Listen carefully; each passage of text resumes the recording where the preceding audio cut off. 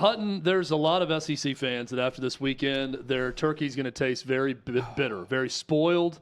It's not going to be very tasty because they are pissed off for something. I don't know if it's greatness, but they're pissed off for something after this weekend. What a wild turn of events. Yeah. That once again, on the weekends where you think, well, if they can, all they got to do is this, this, and this, and then this, and this happens. And now we're looking at Tuesday's unveiling of the college football playoff rankings in a very different light. No doubt. And good teams, not great teams, upset this past weekend. Let's go. Let's go down the list of just the craziness. Indiana started it off. You have Ohio State handling business against Indiana. Later, Ole Miss, they take a tumble against Florida. Texas A&M in an overtime game against Auburn. They can still make everyone forget about that, though, and what sets up a monumental matchup. It already was against Texas, but the winner is going to the SEC championship game. Beyond that, Colorado. Now it's Iowa State and Arizona State, that can play for the Big 12 championship. Colorado has a very small percentage opportunity. There's a path, but not a clean one, not a clear one. It's going to be tough for them. Chad, then you've got Bama, who looked like you and I and Clay were in Knoxville. It was the week after they lost to Vandy, and they're playing South Carolina. And South Carolina's defensive line pushing them around. Same way with Vanderbilt. Now they hang on to win that game against South Carolina, but Oklahoma did the same thing to them. And now, presumably, they're on the outside looking in, just like Ole Miss. Well, we just can't be fooled into thinking that one performance means this team now has everything figured out. And I think we've done that time and time again, right? Ole Miss beats Georgia. I'll give you two examples. Ole Miss looks great beating Georgia at home 28-10. And then they go out and they look like an Ole Miss team that lost at home to Kentucky at Florida. And what have we learned throughout the year? It's hard as hell to win on the road, especially in the SEC. I'll get to that here in a little bit, not right now. But the other example, Alabama looks like they are the 68 New York Jets against LSU on the road, winning 42-6. Well, Alabama's Alabama. Dave Portnoy's going to bet $100,000 on them to win the national title. The week after that, they've got it figured out. They're rolling into the college football playoff. Boom. Norman, Oklahoma at night. They get their ass kicked, 24-3. That's the biggest shock to me of the whole weekend. We talked about it all last week. Ole Miss losing at Florida does not shock me. I thought that was a possibility. Certainly with only a 2.5-point line, A&M going down at Auburn, not a big shock. That was a terrific game to watch with the 4 overtimes. But Alabama, not just losing, but getting shellacked. And that game was 3-3 at halftime. It should have been 17-0 Oklahoma. Yes. They rushed for 215 yards in the first half. An offense that they have no healthy receivers. I think their top 5 receivers or 6 out for the year. They go with a freshman running back, and Jackson Arnold, the one thing you know he can do to beat you is run. And Alabama allows it. It's just crazy to watch that level of dominance from an Oklahoma team that we have not seen that from all year. And it's a huge win for Brent Venables. And we saw Alabama give that up against Vanderbilt in the run game. Yeah. Now, you mentioned Venables. The big takeaway off of the upsets are the coaches that still have their teams locked in. Billy Napier, round of applause, standing ovation. Yeah, way to pull it together. Hugh Freeze, for that matter, with Auburn. Yeah, it's a big win for him. I'm still not sold, but they needed that one. They needed that one. There's momentum now going into the Iron Bowl, and that's a big one too.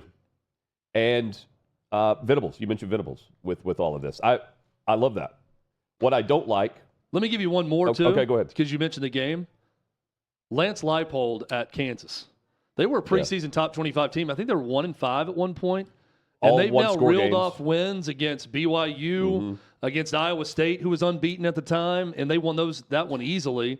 Then they win easily against Colorado. So I give massive credit to those teams that don't pack it up, fold it in, do all that midway through the season when the season's not going their way. Florida's the great example. There are other ones too, but man, that was an impressive win for Kansas also on Saturday. Yeah, and you mentioned like taking the bait based on what we saw from Ole Miss, right? I do that because I haven't seen many big, like, resume wins this season. Those were coming few and far between against, the top two conferences, right? Yep. Big 12's beating up on each other. We saw that throughout the early portion of the season. We don't get a chance to see that. And so whenever we're pointing to Tennessee winning on the road against Oklahoma and then Bama loses, but then you have Ole Miss beat Georgia after losing to Kentucky. I mean, you latch on to the wins as much as the losses to affirm what you believe a team was or is. I did it last week. I did it again. I take the bait with the Lane train, Lane Kiffin, because I saw him get over the hump. They win a big game hosting Georgia. They look great. They're going on the road, and last week I said, if Ole Miss is the team that everyone presumes they are this year, because it's laid out for them to make a run, maybe the best shot at making a run is this year, given the fact that they loaded up with their roster and they're marching their way, not to the SEC championship, but to the college football playoff. Top 25 offense, top 25 defense. Look across college football. You're not going to find many teams like that. But Ole Miss had that. And they can't go on the road and take care of business. If you're that team, you do that, especially in the SEC. And the swamp plays a factor. 11 a.m., noon Eastern kickoff. Go win. And instead, they overlook and lethargic Ole Miss shows up. But Lane Kiffin, and I should have seen this coming. Lane Kiffin was more worried about not losing the SEC championship game than winning on the road against Florida. Now, I don't want to fault him from this point. He's answering a question at a press conference. I love the fact that he'll actually put his name behind it. He's referencing other coaches that he's talked to about the fact that they are also worried about going to Atlanta and losing and what that might do to their hopes of being in the college football playoff, potentially hosting a college football playoff game in round one, which is massive for the campus, the money raised, and all that for your university and your program.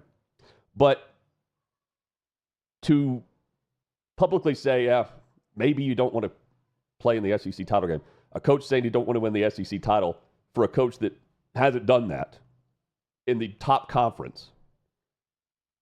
Go win at Florida and take care of business. Don't worry, though. You're not going to have to play in the SEC championship game. You're not going to worry about floating your name out there for the Florida job, which everyone was presuming would be perfect for Lane Kiffin. That's not going to be a job that he's going to be able to call into a radio show and, give the Gator chomp, which he did multiple times here in Nashville. Chad and I know this well, whenever he's mentioned for the Tennessee job for the second time, not the first time. But losing games like this and games like Kentucky force you to win the types of games that you need to in order to be the team that you claim you are. You get so far down the ladder, you can't climb back up, especially this time of year. And I didn't see the forest for the trees. I didn't realize that this is the same old Lane Kiffin coach team. He is not Lincoln Riley. He's met expectations more than Riley has, but he's not at that tier after winning a big game that puts you at a level of just confidence. It's shaky. And if I'm a coach going into the playoff, I would want to face Ole Miss, quite frankly, because of that. Because one week, locked in. The next week, Jackson Dart's throwing 2 picks and looking like a pedestrian quarterback when we know he's better than that. And that's on Lane Kiffin's team. It's unfortunate because I want to see Ole Miss in the playoff, personally. I think they're good, but they're not great. And neither's Lane Kiffin. Good, not great. Yeah, and I don't know that any team in the SEC is great, honestly. But yeah, I think Lane Kiffin, here's what would bother me if I'm an Ole Miss fan about all this, more than anything, with the whole comment and answering the question about, do you want to win the SEC championship? Do you want to play for the SEC title? And him saying the week of the Florida game, well, I've talked to coaches. I don't know that we even want to be in the championship game for that reason. I do like the fact that he'll answer questions. Yeah, me too. And honestly, but the fact that he even wanted to answer that or had an answer to it would bother me. And what I mean by that is this. If you really are focused on the things that matter, you're not even talking with other coaches. And if you are, you're certainly not repeating it or thinking about it at a press conference as you're talking about Florida that week going on the road. So I get that you might have in the back of your mind, oh, yeah, I've thought about it a little bit, and I don't know that it'd be best to go. But you have to have your mind in a place that all you're thinking about is going on the road in the SEC and winning against a team that has played really, really well. Well, guess what? He would love to be playing in the game now. Of course. Because if you win, you get in. Yeah. But, they showed signs, Kiffin's team, of taking care of business. They go and they win on the road at South Carolina. They blast Arkansas. But they face a hot Florida team. But again, if no one's good right now in the SEC, I don't know if Ole Miss is going to have it any better. And Florida is on the back end of being good based on what we've seen this season. DJ Lagway is going to be a problem next year. But again, next year, Napier keeps his job. Kiffin has a great job, but he's just a good coach. And I want Lane Train. I'm still on the Lane Train. But it's so frustrating that even this year, we're on the outside looking in. Well, it's tough for me to buy stock into Ole Miss improving or getting better. It starts to look more and more like they've kind of peaked at what they're going to be because this was the year. Yeah. They went all in and got all the top defensive line transfers in college football. All of them. I mean, it's amazing the amount of money they spent in the portal this year. And keeping Jackson Dart, getting him back, the receiving core that they had. I know Trey Harris has battled injuries, but everyone they had coming back, all the money they've spent, this was the year for the Rebels to break through 12-team playoff. It was playoff or bust. It's a bust now. They're not going to get in the playoff. Right. At least I don't think so, but crazier things have happened. This weekend, who knows? And we've seen a lot of crazy stuff the past couple of weeks, but it looks like they're out. So if that's the case, it's hugely disappointing. And what I don't want to get into is this whole realm with Lane Kiffin where he starts to imply through all of his media people he can talk to that, well, I've gotten Ole Miss as far as they can go. It's just an Ole Miss problem. It's not a Lane Kiffin problem. If I had a job like Florida or Alabama or any of these other jobs that maybe one day come open, give that job to Lane Kiffin. I'm winning national titles. LSU and Brian Kelly, give me a job like that. I'm winning at the highest level. I don't want it to turn into that because what has been proven at Ole Miss is you can get as good of players as anyone else in America. No doubt. With an aggressive NIL program and with a good coach, which they have, you can do that and you can win at the highest level. They were a win at Florida away, and then they're going to steamroll a bad Mississippi State team from playing for a national title in a playoff. So if you can do that at Ole Miss, you can do it in perpetuity. You can do it again. I'm just not buying stock right now because of all they're going to lose this season, including their quarterback. Yeah, and well said. And they don't have who blew it, by the way? The quarterback blew it in the end. And they got an extra opportunity and just throws another pick. Yeah. So they don't have it's just an Ole Miss problem that we've reached the peak. I mean, they had a red zone problem. They're 0 for 2 there, or 0 for 3. Florida goes 2 for 2. Final 4 possessions, punts and interceptions. And, the Gators ran over them on a solid defense. Just didn't come ready to play. And props to Billy Napier. Again, I think a lot of the losses here over the weekend overlooks the success stories at the end of the season that some of these coaches who were just left for, buyouts before the season even kicked off. I'm impressed with what Napier's been able to do. Well, and you can point back to, it was so bad it wasn't that they lost early. They got blown out by Miami, right? Yes. At home. They got blown out by A&M at home. And you could start to see it, I really think, with the win over UCF, but then we were there in Knoxville where they take Tennessee to overtime. And that was the flip. I mean, it was a loss, but the way they played that night on the road at night was impressive. Then they blow out Kentucky. And that's when Lagway came in. Then they play Georgia. It's tied when Lagway gets hurt in the second half. Right. And they had a shot in that game. They looked terrible at Texas. That's the one. But then the win over LSU, the win over Ole Miss, they're going to beat Florida State this weekend and get to, 7 wins. It's an impressive turnaround for Billy Napier. I agree. Indiana is the big debate now.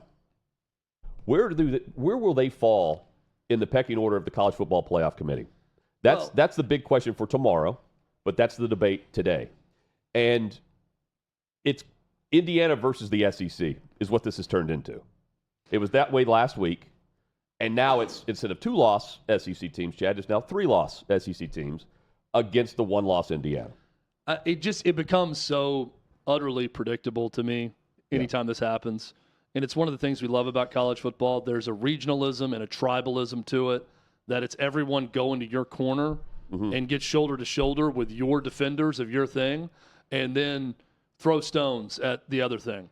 And then it's back and forth. Well, they're just, I have seen this way too much over the weekend. All the national college football writers that are not located in the Southeast, all right, Nicole Auerbach and Stuart Mandel and David Ubben and everyone, oh, well, the SEC lovers are going to tell you this, but what about this with Indiana? What they're going to defend everything that's outside the SEC.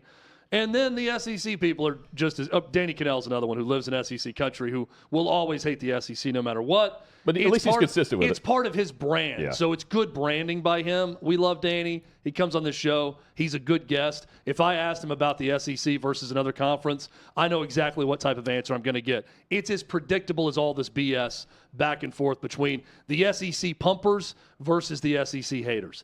It was in full effect that last week, since the college football playoff rankings were released, and this past weekend. Very, very predictable.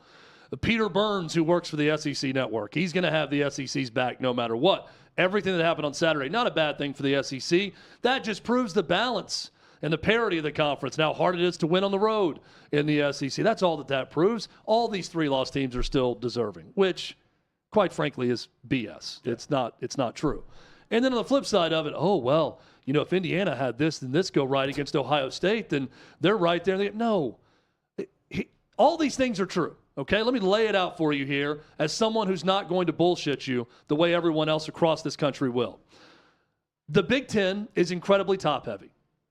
Oregon and Ohio State, I believe right now, are the two best teams in America, and they're both from the same conference, the Big Ten. I'd put Georgia, if we're in a playoff right now, I would put some money on Kirby Smart and Georgia doing some damage. But if we're looking at body of work, Oregon and the team that lost by 1 point to them because Will Howard slid a second too late in Ohio State, they're the two best teams in the country. Outside of that, it's a very, very top-heavy league. Penn State and Indiana get the benefit of that. Their schedules are terrible. They're not beating great teams. Penn State, one great team they play as Ohio State, they lose at home. Indiana's one great team they play as Ohio State, they get blown out on the road. So they're beneficiaries of a very weak schedule that was made possible by 18 teams in a league that's incredibly top-heavy. It is the top 5 or 6, and it's a gigantic drop-off in the Big Ten as you go down the list and down that conference. It's not a great conference top to bottom. Here's the other thing that's true. Those really good teams in the SEC are just really good. The top ones that we're talking about for a playoff spot right now, there's 3 that are in today. It is Georgia, it is Texas, who are likely to play for the SEC title, and it's Tennessee. They're really good. I wouldn't call any of those teams great. And then outside of that, I think Alabama can be really good. I think Ole Miss can be really good. There's some really good 3-loss teams. I think South Carolina has been playing really well for a while now, and I'd put them in that mix too with 3 losses. But let's also not act like the SEC gets a pass because everybody's having a hard time on the road against mediocre to good teams. Those are games that great teams go on the road and win. I don't think there's any great teams in the SEC. Do I still think that the SEC top to bottom is the best conference in America? You're damn right they are. I don't think that's an objective truth. It's the best conference top to bottom. But does the Big Ten have the 2 best teams in America right now? Yeah, I think that's true also. All these things can be true. All of them can be true at the same time. I don't think Indiana's a total fraud, but I think that their schedule is completely fraudulent. I think we need to get into a little more nuance with this discussion. Well, but the strength of schedule argument is tough to use everywhere because even in the SEC, you have a schedule like Texas has had, where and everyone has a weird or bad loss. they also, for the most part, if you're in the mix right now, you've got a good win. But when it comes to Indiana, this is what I would ask if I'm the Big Ten. And again, like on a neutral field, you think Tennessee's favored against Indiana? Yeah, I do. Yeah. Bama in Vegas? Yes. Ole Miss? Yep. Again, that's just Vegas doing and setting the line there. But I'm not here to say that they lose those games, because I would need convincing of this question. If the argument is, okay, the bar for getting in the playoff is to be as good as Ohio State. If that's true, truthfully, the program you're arguing for isn't meeting that bar either, because we never saw it in the 14 playoff because of the dominant teams, and it was just those dominant teams. Just like Indiana would be doing if there was a 14 playoff this year, the programs that are bitching and moaning about it right now with 3 losses are saying, oh, we're better than this team. Just like Indiana, you would be making accommodations for Orlando or Tampa, Nashville, Vegas, Birmingham, because that's where you'd be going. So if you're not Alabama, Georgia, Ohio State, Clemson, throw in Oklahoma, there were 15 programs that got into the 14 playoff. And by and large, the top 4 teams were winning those games. 37 games by those 4 teams. No one else had more than 4. So point being, like, the bar that we're setting right now for the 12th team, we'll move that bar down a little bit when we get to 16. But as it stands, I'd say an 11-1 Big Ten team is getting in based on what the committee is going to be looking at. And, man, I mean, winning does matter. Yeah, they're 1,000% getting in. I don't think there's any question anymore. What is the percentage? Like not 87 with the losses or something? in the SEC on Saturday. Yeah, but like the third. And I honestly don't think there's no argument against Indiana getting in based on the 3 losses we saw on Saturday in the SEC. Yeah. And there is, I'm all in favor. I 100% support. Look at the totality of the season, not recent. But the recent losses are pushing you down in the polls, and rightfully so. But the problem is you don't have time now to climb your way back up with wins. And winning should matter more in this argument as well.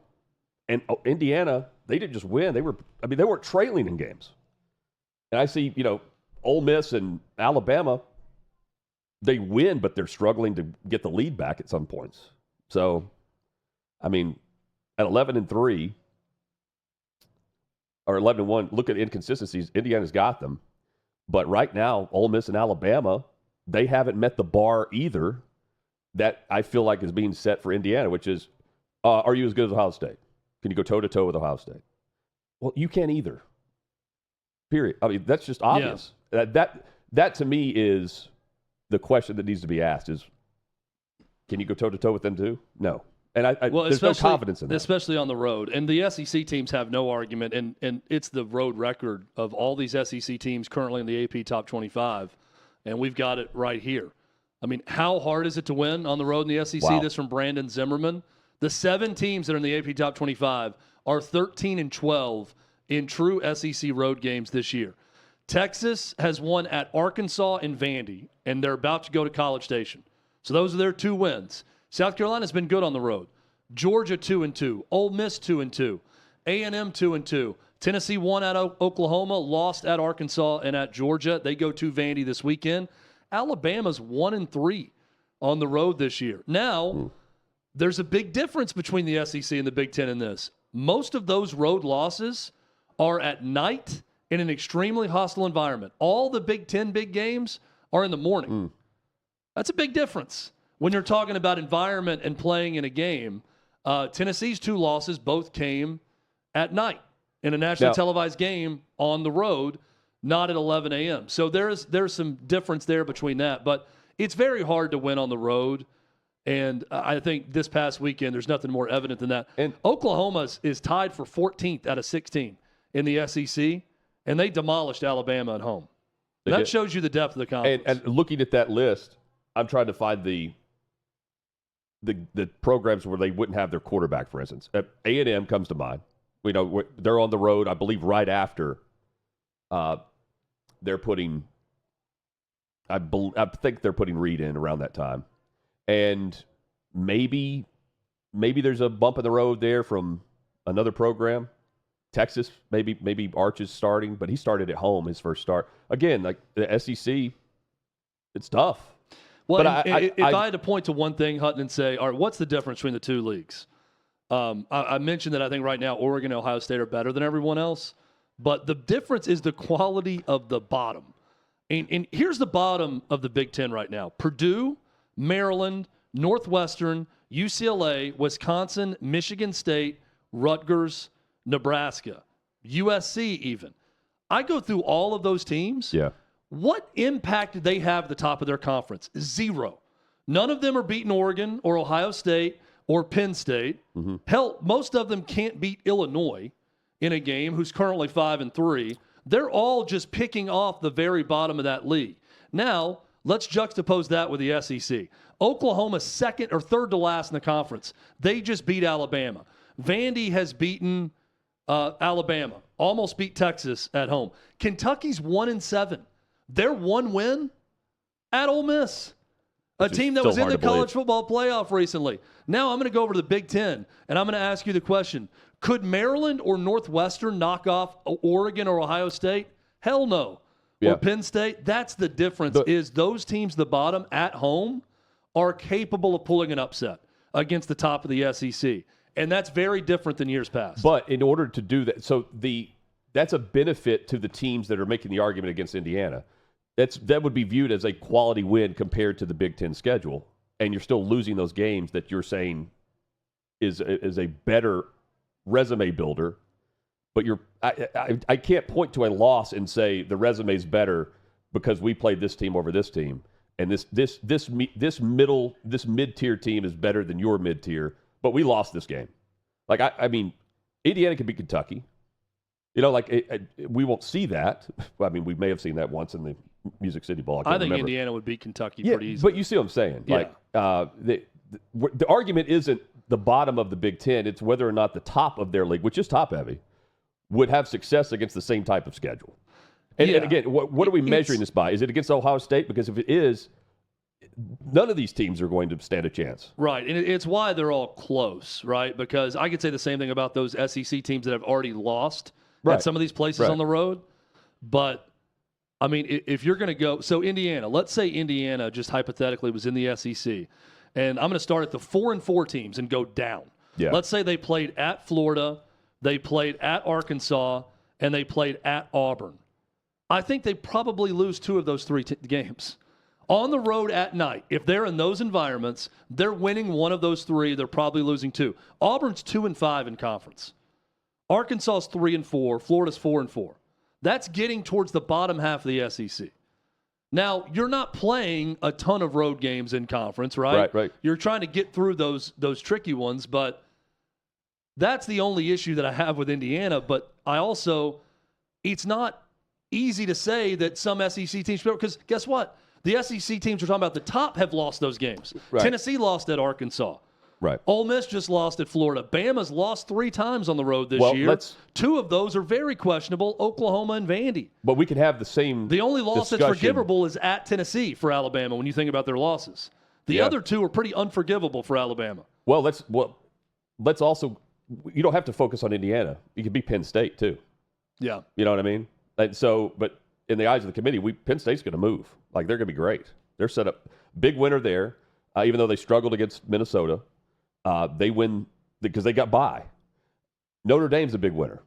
You know, like, that's another example of a one-loss team. But, you know, Texas. I think Minnesota's about like Vanderbilt. I was watching that game, and I'm thinking, this is Vandy. This is Penn State's at Vanderbilt. How close they've been in a couple of other ones. And they had to get 3 4th-and-1s to ice the clock. They got down 10-0 and win a close game. So that's kind of where both those teams are. Yeah. But my point is, well, now Tennessee's got to go to their at Minnesota this week. And they're playing a rivalry game at Vandy. So let's see what Tennessee does in that game. Because you got to win the games in front of you at some point. That's right. And not sit there and just fall back on the – and I'm going to go after the SEC a bit here. You can't just fall back on we're in the SEC and we just beat each other up. And it's so we lost tough. a road game. Well, and I'm thinking, no, at some point – if Minnesota's Vandy, then – yeah, you got to drop your nuts and go on the road and win. That's right. Against a middling team in the conference. Pick up a win. And if you don't, then you're going to be sitting your ass at home. Yeah. By And, the way, and Indiana, I get it. I get the schedule, all that. They're in the college football playoff. I don't want to hear any debate about it not being that. With those SEC teams losing their third, if everybody had 2 losses, then yes, we got to nitpick Penn State, Notre Dame, Indiana versus those 2-loss teams. But now that there are 3 SEC teams left standing with 1 or 2 losses, here's what's crazy, Hutton. I see a scenario where 3 ACC teams get in and 2 SEC teams get in. That's not that far-fetched. That is a Tennessee loss to Vandy. That is Clemson winning over South Carolina. Georgia over Texas. That is SMU and Miami each having 1 loss, playing each other, and having a second. And then the doomsday scenario across the SEC would be Georgia over Texas. Now, do I think that's going to happen? This week. No, I think it's going to be 3, probably 4 teams. Yeah. Maybe 4 teams that get in from the SEC, and I think it's likely 2 from the ACC that get in now if SMU doesn't lose.